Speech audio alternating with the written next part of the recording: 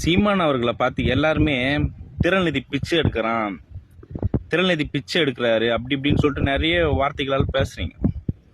ஆனா ஒரு கட்சி நடத்துறதுக்கு திறநிதி தேவைப்படும். அந்தந்த கட்சி நிதி என்ற ஒரு பங்கை ஒதுக்கி வச்சிருக்கும்.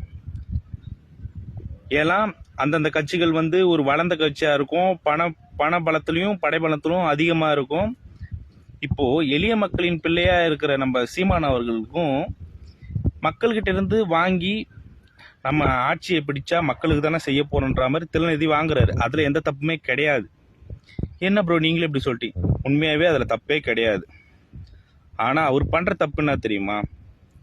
அந்த திறநிதி அவரோட பங்கும் இருக்கணும், கட்சி நடத்துற அவரோட பங்கும் இருக்கணும், அவரோட நிர்வாகிகளோட பங்கும் இருக்கணும். மக்களோட பணத்தை இவர் எடுத்து என்ன பண்றாருன்னா, மாசம் ஒரு 3 லட்சம் வீட்டுக்கு, ஒரு ஃபார்ச்சுனர் காரு, பிள்ளைகளோட படிப்பு செலவு 50 லட்சம், இப்படி மக்களோட வேர்வைய சுரண்டி திறநிதி அப்படி திரட்டி உங்க குடும்ப வாழ்வாதாரத்துக்கெல்லாம் திறநிதியை திரட்டக்கூடாது. அது பிச்சை தான் அதுக்கு பேர். உன்னுடைய சுயநலத்துக்காக உன் சுயலாபத்துக்காக மக்களிடம் புடுங்கி நீ பண்ணாத, நீ பெருமைக்குன்னு பேசவே முடியாது. அது பேர் பிச்சை தான்.